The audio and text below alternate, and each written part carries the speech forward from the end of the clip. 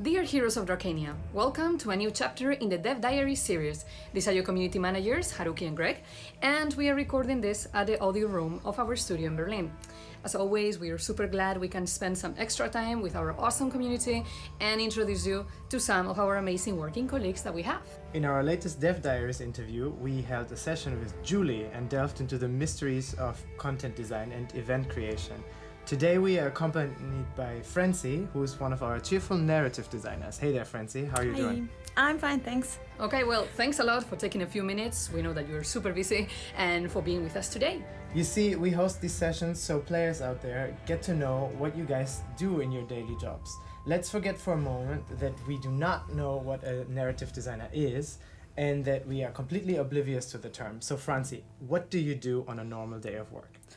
Well, on a normal day of work, I discuss new features or upcoming event with the content and game designer team, talking about just how will the story be or how's the quest flow.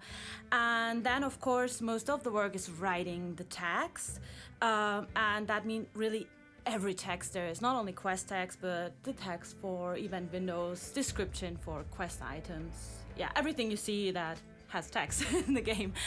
And I also have to answer some questions from other departments or translators if there are some questions regarding the meaning of a text or a story. And I also fix all the text bugs we have.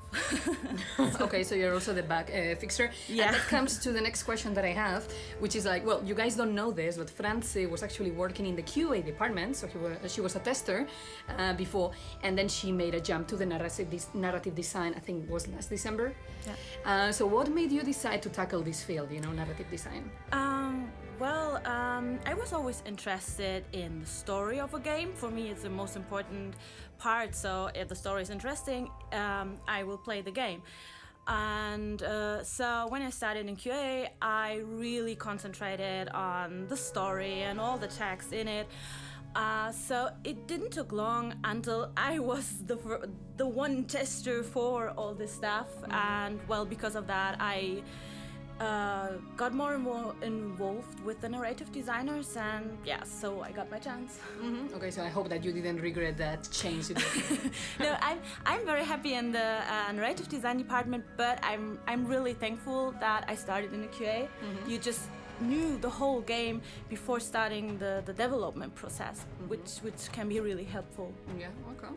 So the most immediate aspect of narrative design on DSO is the quest system, obviously, and the stories that go behind each event. But you guys are also in charge of creating and devising the lore of Drakensang Online, which is pretty huge, actually. So, for example, prior to Rise of Balor, the content expansion, narrative design had to create from scratch all the races, places, and legends that populate the continent of Lore Tech. How do you guys do that, and how do you guys keep track of all these ideas and bring them finally down to quests and general narrative design? At the beginning, the team decides about a theme. So for Lotok, for example, we were really inspired by the Aztec culture, and we had this jungle theme. So after deciding on that, we did a lot of research, gathering all the information you can find and writing it down.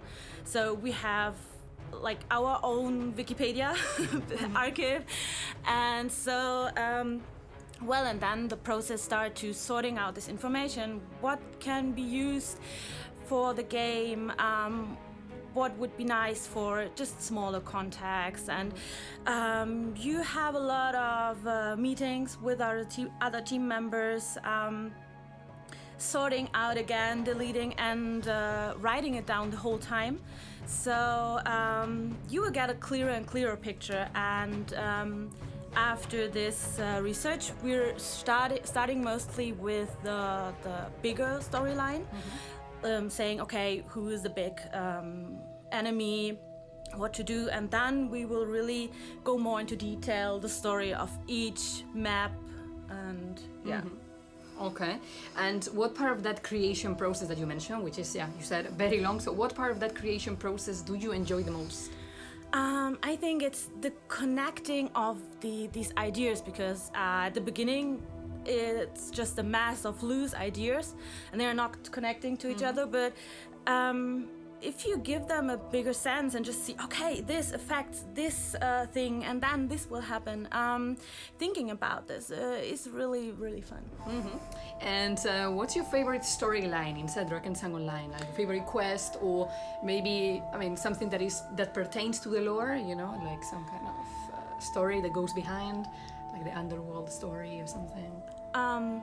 Well, my favorite chapter storyline, I think, is the Atlantis, because it just it connects the past and the present, and I had the feeling that you get to know more about Nefertari and the dragon, and before it was more confusing. Who are they? What are they doing? And I got the feeling like, oh, okay, now you get more information. So And concluding to that, or following up to that, what's your favorite character? Could be anything: boss, race, an NPC. My favorite character is the old Tayats hermit in the Frog River Delta. He's so funny, and writing text for him is so easy. You have endless ideas, and I really, really like him. Yeah, I mean, personally, I also like very much the Tayas culture. I think you guys did a very good job with that. Thanks. So with all you have said, it's obvious that, of course, you know, narrative designers need to have a soft spot for books and literature in general. Actually, one of our narrative designers is also a book writer. So what genres or styles do you dig? Like, my first guess would be epic fantasy, right? Or something like medieval, adventures. What do you read? Well, most of my books are fantasy books, but well, as long as the plot is interesting, I read everything. I also love historic books or have a lot of video game novels. So it really depends on the idea of the story in the book. And another question for you is, if you could go completely wild and change something inside the game, or create a new event or something along those lines, what would you do? Well, very wide. I think I would really love to have voiceover, so just hear the characters talk, even if it's just one sentences, would give them so much more character and so much more life. I would really enjoy that. Yeah, it would be very interesting to know what kind of voice Tabo has. And just to wrap this interview up, can you tell us what you're currently working on right now? I am working on upcoming events, but they're still in the research and planning stage, so a lot of things can changing, so there's nothing specific I can tell. Okay, yeah, we know that you guys in the community survey that we pull out, that you said, your community said that the content expansion or like further content, new content was one of the high peaks, you know, within the desires. So I guess that you will have a lot of job, a lot of work to do in the upcoming months. So yeah, okay guys, so that was it. We are aware that this interview, well, it's kind of small and we could actually talk for hours and hours, you know, about Drakenia and its lore, characters. So I would say that if you guys have some more specific questions, make sure you let us know in the comment section down below or in the forums. We are sure Franzi and her team would take some of their time to answer some of these questions, right? Of course. Okay, so well, thanks a lot and see you next time. Thank you.